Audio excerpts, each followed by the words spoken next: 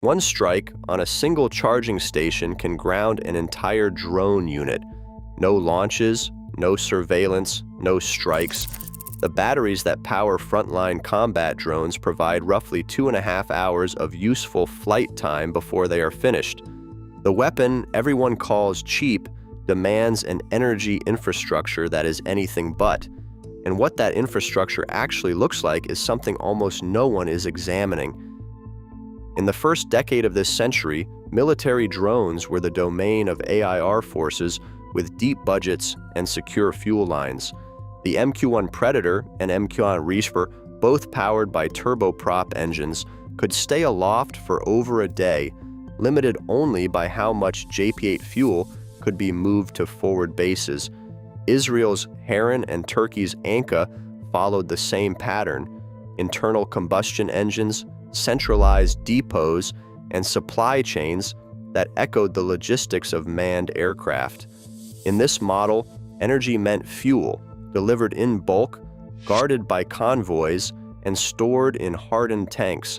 The operational bottleneck was never electricity, it was always the flow of fuel. By the mid-2010s, the battlefield changed shape. Hobbyist FPV racing drones, once the tools of weekend pilots, began to appear in conflict zones. These machines ran on lithium polymer batteries, not jet fuel. Their motors were electric, their components mass-produced, and their supply chains global. A single 130 watt-hour LiPo cell, priced under $30, could be ordered online and shipped to almost any country. By 2022, open-source analysts tracked thousands of sub-250-gram FPV drones deployed in Ukraine alone, each powered by a battery that could be swapped and recharged in the field. Batteries had become portable, cheap, and widely available. This shift wasn't just about cost. The logistics footprint shrank from convoys of tanker trucks to boxes of batteries and portable chargers. Endurance, once measured in hours, now came down to minutes per flight and the number of charged packs at hand. Resupply went from a matter of fuel routes and depot security to the speed of consumer shipping and the reach of civilian electronics markets. What looked like a democratization of drone warfare, a flood of cheap, disposable machines, masked a new kind of vulnerability. The real constraint became electricity, not the price of the airframe. Every mission, every surveillance feed, every strike now depends on the hidden backbone of battery inventory, charging cycles, and the fragile infrastructure that keeps them alive. A frontline drone operator stares at a row of spent lithium polymer batteries, each one still warm from the last flight. He checks his watch, then glances at the charging rack. 5 minutes, maybe 10, that's all you get, he says, voice steady but tired. Then you swap the pack and launch again. All day. This is the new battery-powered rhythm of warfare. Each sortie lasts anywhere from 5 to 30 minutes depending on payload, wind, and how hard the motors are pushed. Operators are expected to keep drones in the air as close to continuously as possible. That means launching hundreds of flights per day from a single forward position. The pressure is relentless. As soon as a drone lands, its battery is stripped, another is slotted in, and the frame is sent back out, sometimes in less than a minute. The real bottleneck is never the cost of the drone itself, but the number of charged packs available at any given moment. A single team might cycle through 50 or more batteries during a 12-hour shift. When asked what determines whether a mission goes ahead, one Ukrainian pilot shrugs and says, "If there are no charged batteries, there is no mission. Every missed charge, every depleted pack, translates directly into lost surveillance, lost targeting, or missed opportunities to strike.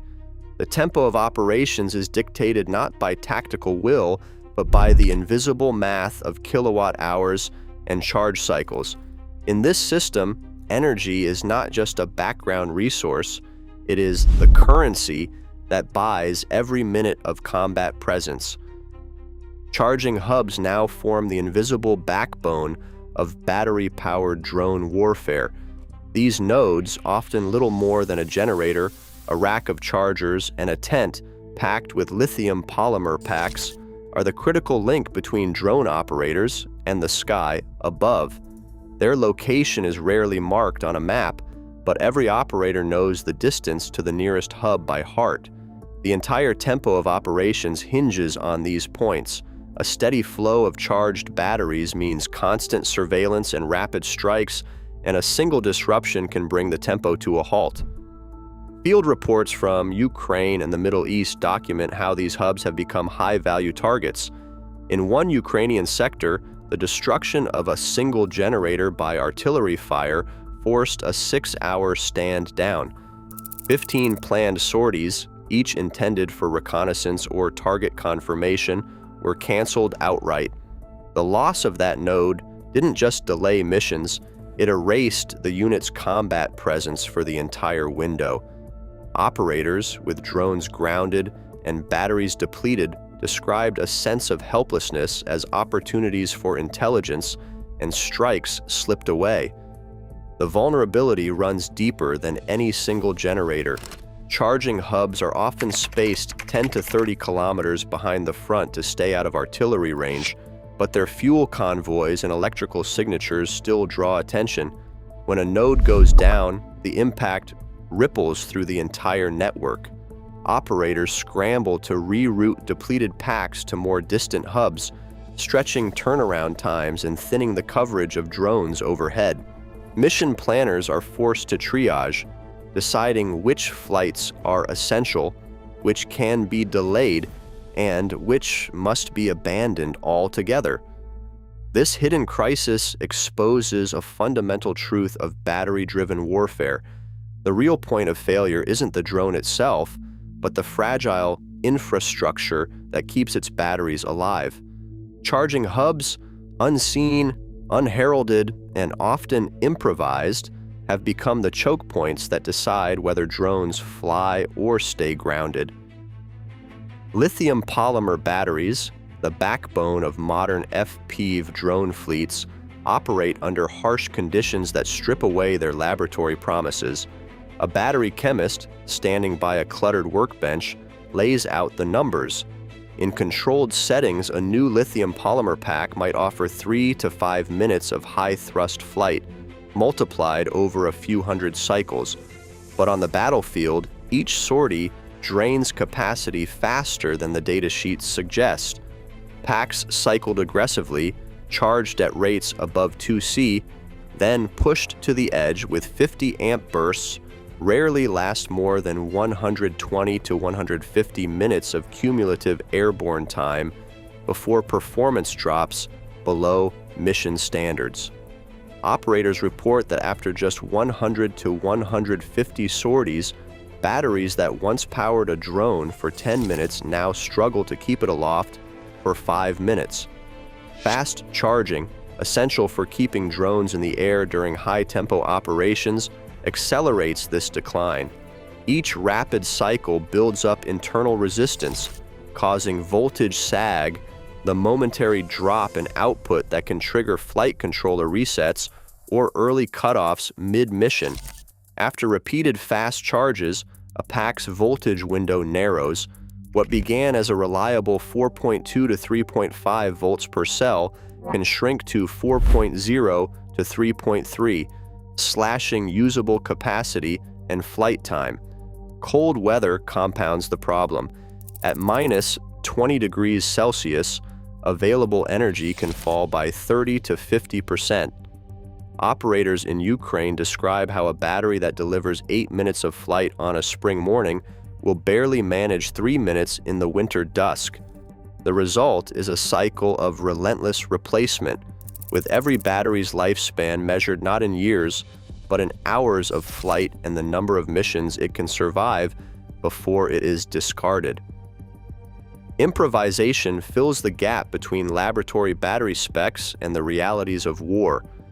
On cold nights in Ukraine, operators slip chemical hand warmers next to LiPo packs, hoping to squeeze out a few extra minutes of flight time.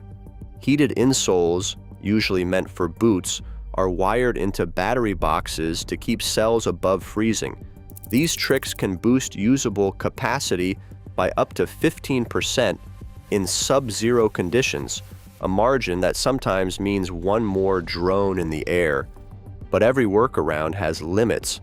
Packs warmed by hand warmers still degrade faster when charged hot, and makeshift insulation can only slow the loss, not stop it. When fuel is scarce or noise discipline is strict, crews turn to car battery boosters. A 12-volt automotive battery linked through a DC to DC converter can charge a single FPV pack in minutes. Teams rotate these boosters, swapping them out in seconds, but each cycle draws down their reserve. In Gaza, where fuel blockades are common, solar panels and battery swap tents become lifelines. Yet even the best improvisation can't erase the underlying fragility, and the energy burden remains, shifting from the drone to the entire logistics chain. A logistics commander stands over a supply map, tracing the 10 to 30 kilometer stretch between charging hubs in the front. Each node demands not only fuel and generators, but a constant shuttle of batteries, chargers, and technical staff. The rear area burden is measured in convoys. A single charging cell can require up to 200 liters of diesel every 24 hours and 2 to 3 trucks just to keep up during high-intensity operations. For every drone team at the front, there is a mirror crew behind the lines, mechanics, battery technicians, and liaison officers whose workload grows as sortie rates climb. The cost paradox is stark. While an individual FPV drone might cost under $300, the infrastructure to keep it flying, the fuel, the batteries, the charging stations, and the manpower can easily outstrip the price of the airframes themselves over a sustained campaign. Mitigation options fall into 3 broad categories. First, hardened containerized microgrids offer high-output centralized power, but their size and fuel needs make them vulnerable and logistically heavy.